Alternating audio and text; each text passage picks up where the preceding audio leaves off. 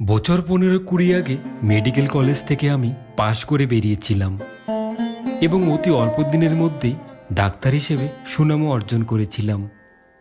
তাই রোগীরা বিভিন্ন রোগ নিয়ে বেশ আসা যাওয়া করত, আর আমি যথাসাধ্য রোগ সারানোর চেষ্টাও করতাম। আমার হাতে রোগী সুস্থ হওয়ার সংখ্যাটা বেশি হওয়ায় সকাল সন্ধে নানান জায়গা থেকে আমার ডাক আসতো। অনেক সময় বাধ্য হয়ে বলে দিতেই হতো যে এখন যাওয়ার সময় হবে না, আপনারা অন্য কোনো ডাক্তারকে দেখান। তাতে লোক একটু বিরক্ত হতো, কিন্তু আমার কোনো উপায় ছিল না। একদিন সারাদিনই গুড়ি গুড়ি বৃষ্টি পড়ছে, ডাক্তারখানায় রোগীর সংখ্যা তেমন বেশি নয়। 7টার মধ্যেই কাজ শেষ হয়ে গেল। আমার কম্পাউন্ডারকে বললাম, তুমি যাও, আজ আর এখানে কেউ আসবে না মনে হয়। কম্পাউন্ডার চলে যাওয়ার পর আমি সেই দিনের খবরের কাগজটা একটু চোখ বুলাতে লাগলাম। এমন সময় হঠাৎ একটা লোক আমায় ডেকে বলল, ডাক্তারবাবু, দয়া করে যদি আপনি একটু আমাদের বাড়িতে আসেন তাহলে খুব বড় উপকার হয়।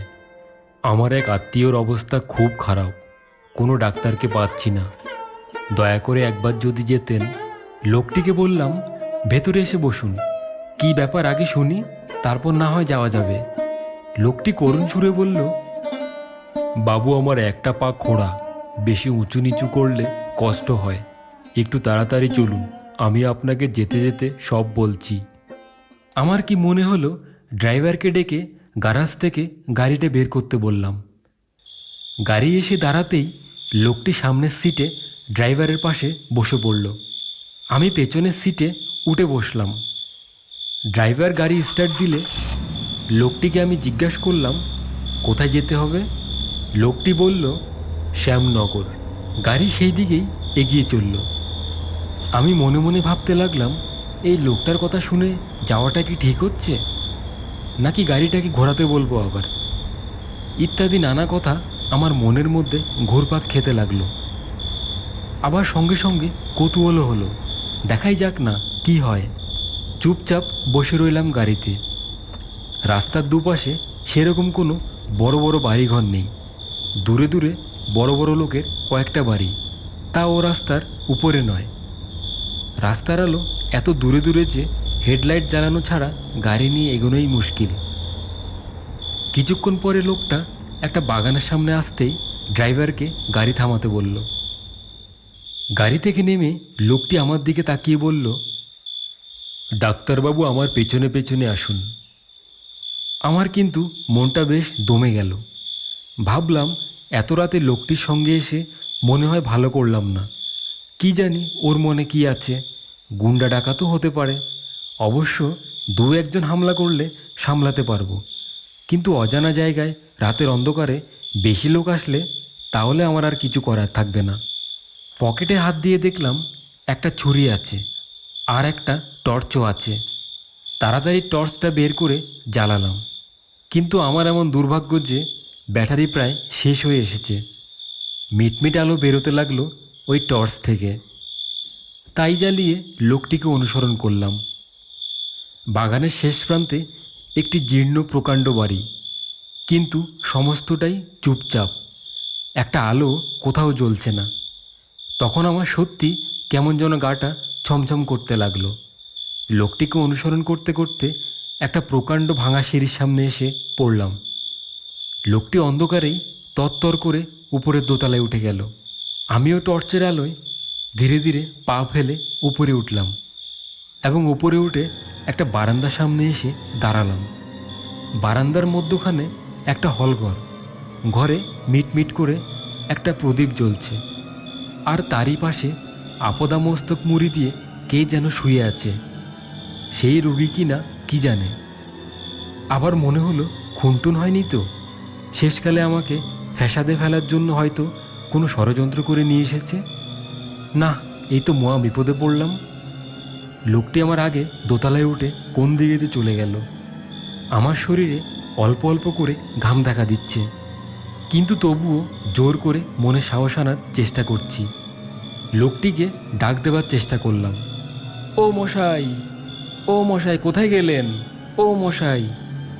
কোনো সাড়া নেই কারুর, কেবল মনে হচ্ছে চতুর্দিক থেকে যেন অশরীরে আত্মারা চাপা সুরে ফিসফিস করে কথা বলছে। আবার তারপরে মনে হলো এইসব মনের ভুল, কোনো দুষ্ট লোকের পাল্লায় পড়েছি হয়তো আমি। তবু আরেকবার ডাক দিলাম লোকটাকে, এই যে শুনছেন? আরে ও মশাই, শুনছেন? আমার গলার আওয়াজ শুনে হলঘরের মধ্যে সেই কম্বল ঢাকা লোকটি শুধু ক্ষীণ কণ্ঠে বলল, ডাক্তারবাবু এসেছেন, আসুন এখানে, আমায় একটু দেখে যান তো। মানুষের কণ্ঠে সেই ক্ষীণ আওয়াজ শুনে আমি খুব স্বস্তি পেলাম। সমস্ত ভয়ডর আমার নিমিষের মধ্যে দূর হয়ে গেল। মনে হলো ওই অসহায় রুগীটি আমার আজকের দিনের শ্রেষ্ঠ বন্ধু। আমি কাছে এগিয়ে গিয়ে রুগীর সামনে দাঁড়িয়ে দেখলাম লোকটি আপদামস্তক কম্বল মুড়ি দিয়ে শুয়ে আছে। কাছে বসার কোনো টুল বা চেয়ার ছিল না। উবু হয়ে বসে জিজ্ঞাসা করলাম, কি হয়েছে আপনার? কি হয়েছে জানি না, একবার নারীটা দেখুন তো। বলেই সে একটি শীর্ণ হাত কম্বলের পাশটা থেকে বাড়িয়ে দিল। কিন্তু হাত ধরে আমি চমকে উঠে প্রদীপের আলোয় দেখলাম, এ কার হাত? এই যে কঙ্কাল, শুধু চামড়াহীন সাদা সাদা হাড়ের আঙ্গুল আর কবজি আমার দিকে তুলে ধরেছে। ব্যাস, সঙ্গে সঙ্গে আমি অজ্ঞান হয়ে সেখানে পড়ে গেলাম। এইদিকে আমার ড্রাইভার আমাকে 1 ঘন্টার মধ্যে আসতে না দেখে খুব চঞ্চল হয়ে উঠল। কি ব্যাপার ডাক্তারবাবু, অন্ধকারে এই বাগানের মধ্যে কোথায় গেলেন? 1 ঘন্টা হয়ে গেল, এখনও আসছে না কেন? এই ভাবতে ভাবতে অবশেষে আমার ড্রাইভার পাশের একটি বাড়িতে গিয়ে সমস্ত ব্যাপারটা খুলে বলল। তোমার মনি পাশের ওই ভাঙা বাড়িতে যেতেই পারে না। ওই বাড়ি বহুদিন ধরে তালা দেওয়া পড়ে আছে। বাড়িতে 2টো খুন হয়, তাই এই বাড়িতে কেউ ভাড়া থাকতে আসে না। তাই ডাক্তারবাবু এখানে যাবেন কেন? ডাক্তারবাবু এই ভাঙা বাড়িতেই গেছে। আমার গাড়ি এই বাগানের গেটেই রয়েছে, আপনারা দেখবেন, চলুন। সবাই তার কাকুতি মিনতি শুনে 2-3টে টর্চ জ্বালিয়ে সেখানে গেল। হলঘরে ঢুকে তারা দেখতে পেল আমি একা অজ্ঞান হয়ে পড়ে আছি। তারপর আমায় তারা ধরাধরি করে বাড়ি নিয়ে আসে। শুনেছি 3-4 দিন আমার কোনো জ্ঞান ছিল না। কিছুদিন পর ভালো হয়ে উঠলেও আমার স্মৃতিশক্তি এক্কেবারে নষ্ট হয়ে গেল। বাইরে থেকে সুস্থ দেখালেও মনে মনে অস্বস্তি বোধ করতাম, কিন্তু কাউকে কিছু না বলে চুপচাপ থাকতাম।